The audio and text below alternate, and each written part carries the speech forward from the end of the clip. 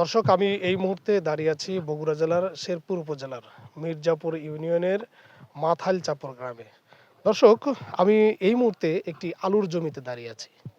হাজী মোহাম্মদ জাহাঙ্গীর আলমের 3 বিঘা অর্থাৎ 1 একর আলুর চারা কে বা কারা রাতের আধারে দুর্বৃত্তরা এই আলুর চারাগুলো টেনে তুলে নষ্ট করেছে।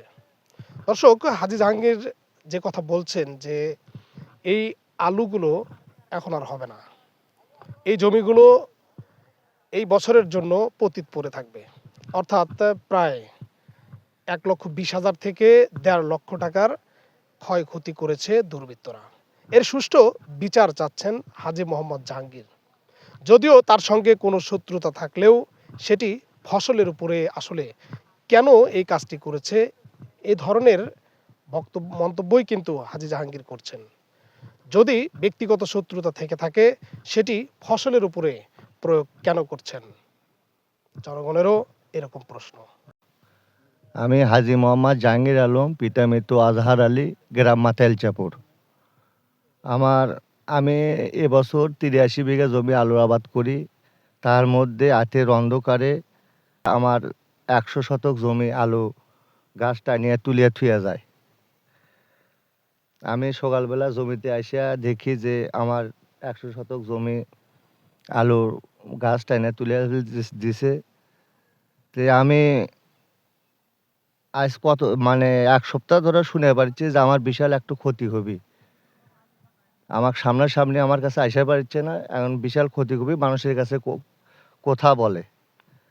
আমার এক ডিপ টিউবওয়েল আছে, আজ 14 বছর হলে। এই ডিপ টিউবওয়েলের উপর মোহাম্মদ মাসুদ রানা, পিতা মৃত আনিসুর রহমান, গ্রাম মাথাইল চাপর, আমার উপরে 3টা মামলা করে 14 সালে। তারই ধারাবাহিকতায় ধরেন আজ আমার এই ক্ষতি হচ্ছে। আওয়ামী লীগের সময় মুজিবুর রহমান মজনু জোরপূর্বক তাকে লাইসেন্স করে দিয়েছিল বা ডিপ টিউবওয়েলের লাইন দিয়েছিল।